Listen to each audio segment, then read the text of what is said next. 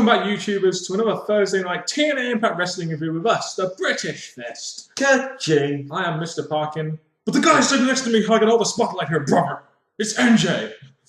What's up? No, we share the spotlight here on British Fist, don't We do indeed. Unlike a certain immortal Hulk Hogan. Make sure you guys subscribe up above, like this video, and get your thoughts on the TNA Impact Wrestling show down in that comment section below.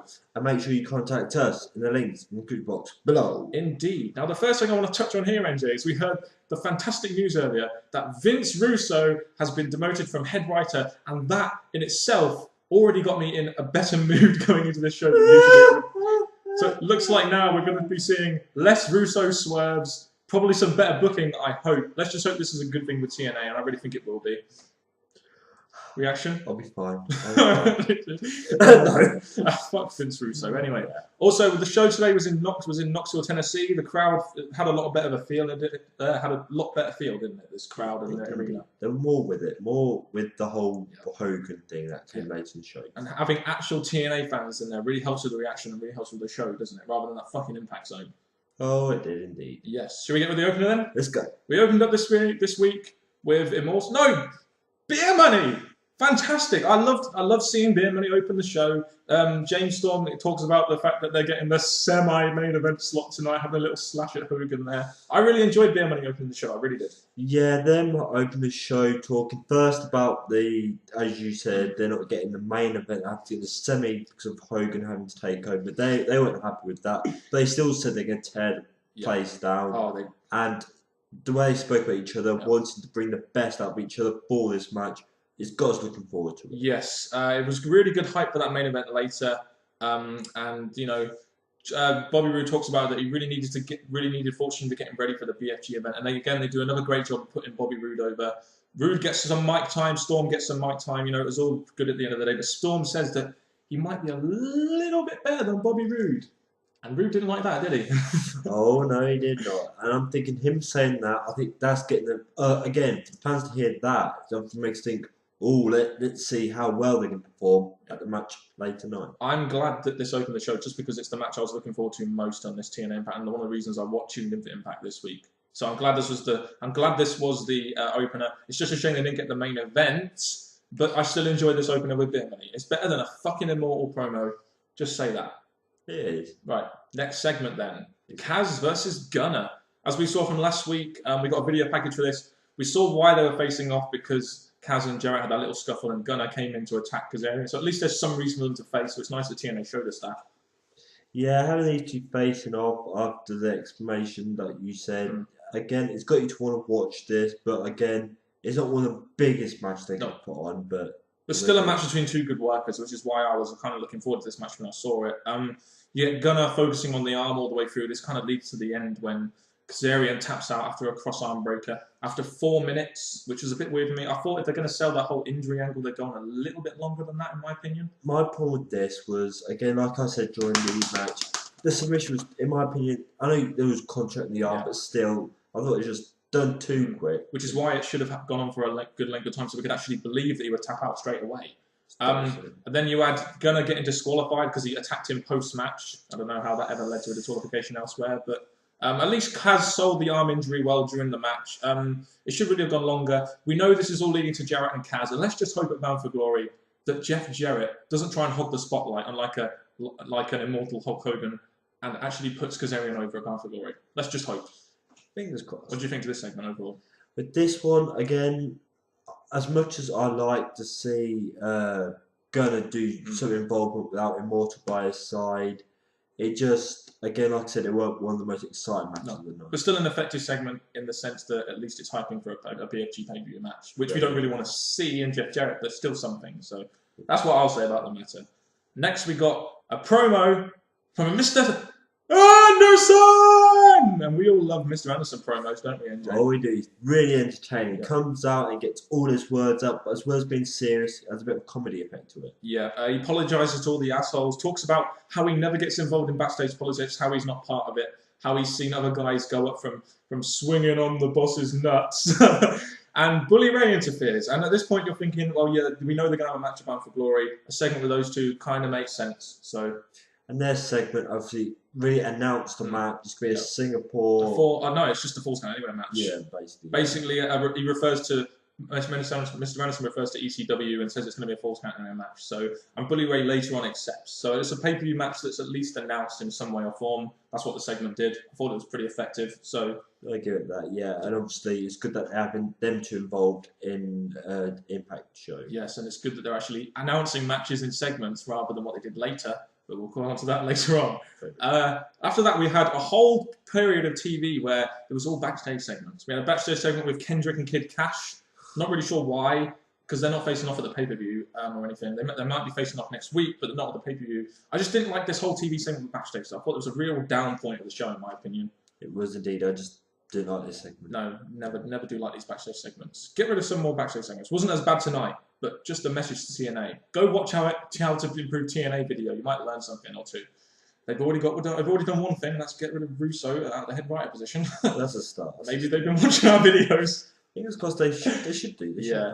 Next we get knockouts action. Knockouts tag action to be precise. We got Velvet Sky and Mickie James versus Winter and Madison Rayne. A match of all the 4 people in the match of the pay-per-view. I really don't see much problem with this apart from one thing, and that was Madison Rayne getting the pin.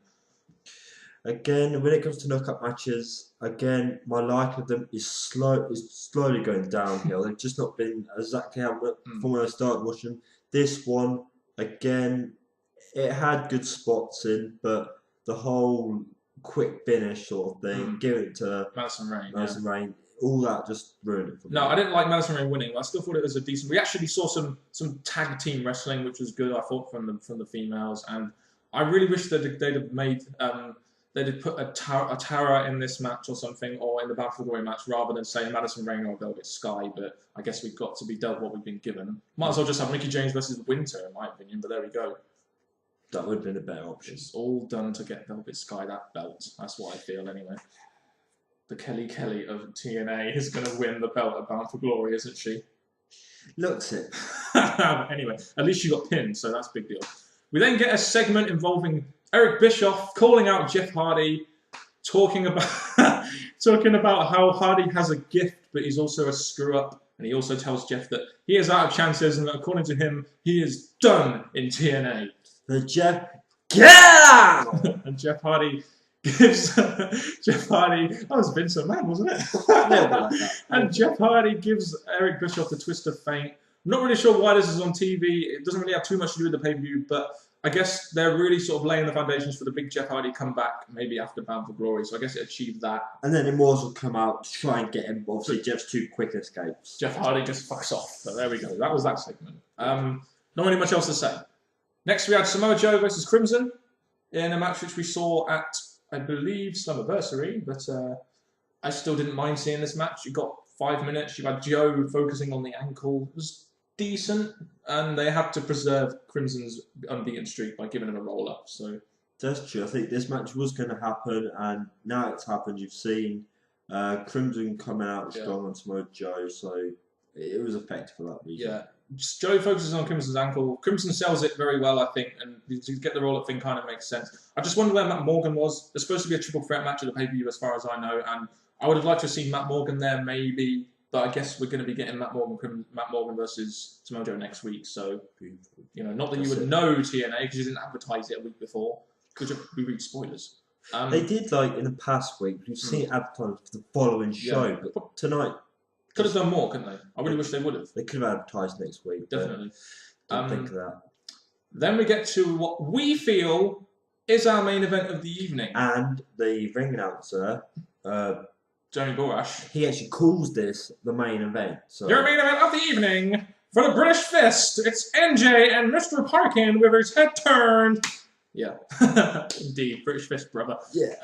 Bobby Roode versus James Storm. Where do we start with this, really?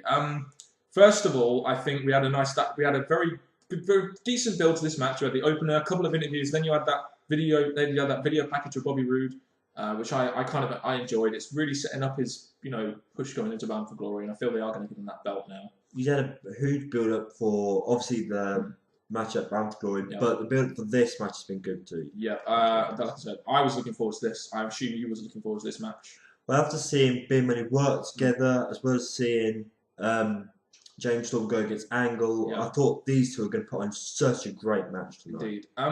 This was, started off slow, of course, but they had a commercial break 2.5 minutes into the match, and it's just like, fuck, really? Could they just not let them have had 10 or 15 minutes of TV time without having a damn advert? Could you not have had an advert somewhere else? It would have been good because the first part of the match we got, they were this close, this close, this close, and that you saw how well they were acting on each other before the match actually got serious as the match went on. Yes. And then the match got good. Of course, we knew it was going to be a decent match. These two are great workers and have a lot of in-ring chemistry. And then the Russo booking started. Instead of having them have what we could consider a great match and maybe a semi-clean finish, instead you have a ref bump, an Angle coming out to beat on Storm and letting Rude win. And it's just like, could you not have just had Kurt Angle appear on the ramp after Bobby Roode won and clap or something? Have something a bit more simpler like that, which might have a bit more effect rather than this whole run-in business.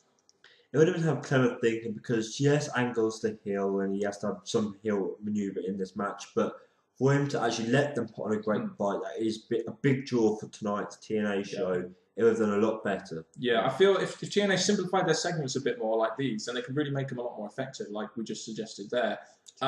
One thing I will say though, with the kind of semi-clean finish which Rude got, at least it kind of allows them to set up for something in the future because it's not ended clean in some way. So that's one thing I will say. Other than I thought the match was good. It's just I didn't like the booking of Angle in this. I thought they could have made it a lot simpler, in my opinion. But overall, I'd still say it was a decent segment. Yeah, and it didn't, there's many rumours going around that they could have broken up, but they actually did celebrate and hug each other at the end, so... Yeah, even though we didn't see it, but... No, they almost did from what we saw. Yeah, but then they had to cut to Hulk Hogan, brother, because the glasses are coming off here. Well, let me tell you something here, brother. We're not letting Bobby Roode and James Storm have the main event, brother. All the spotlight is on the Hulkster, brother.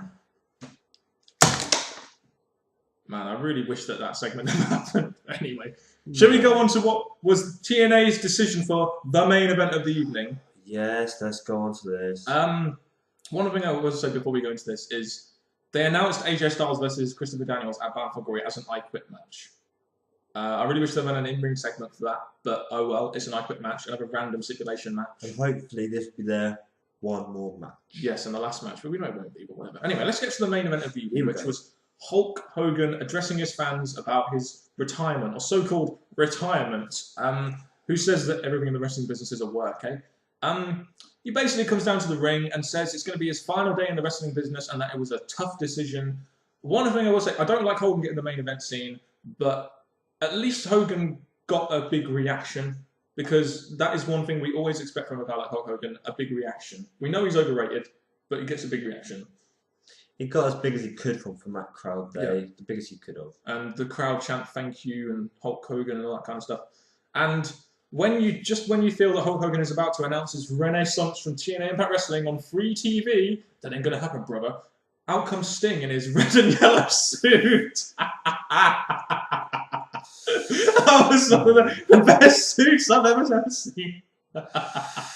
And basically, it gets funnier from here because he knows Hogan better than anyone else does, and he just says that this is just not going. It's not happening. They show video footage of Hogan using apparently showing him and Bischoff talking, using the whole retirement thing as a way to sell merchandise and stuff, and they rip on the Tennessee fans. They get major heat from the fans for that, and then we see Hogan go into this rage where he says, if Sting wants a fight, then he can get a fight, but if Sting wins, he'll give the company back to Dixie Carter.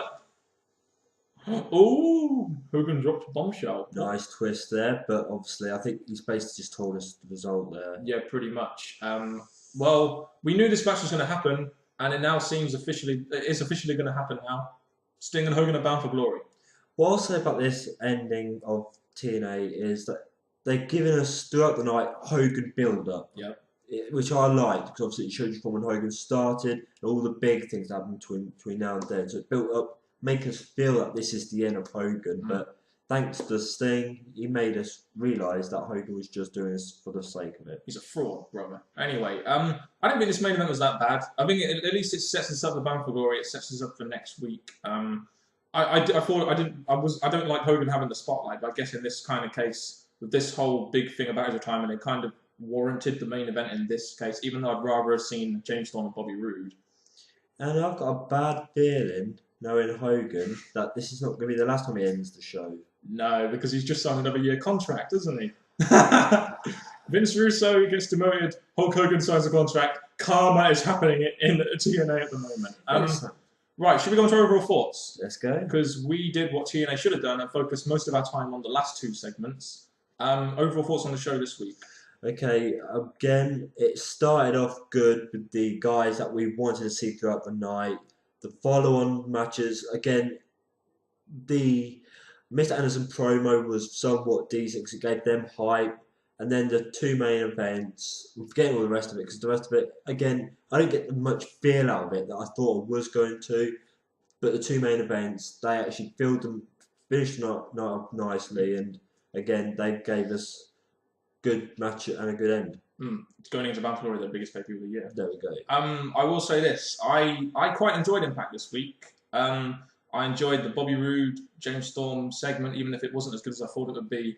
I thought the matches were decent, not great, but were decent. We had some good promo segments there. We've got most of our matches set up for Bound for Glory now. The two main events I was really kind of into in the end. I didn't think I'd be into the Hogan thing, but I kind of was in the end. So overall, I did enjoy Impact. I thought it flowed a little bit better. I think it flowed well, and the live and the crowd, the Tennessee crowd and the arena made it feel a lot better. So I don't really have too many complaints with this show, if I'm honest, apart from the angle booking in that Roode and Storm match.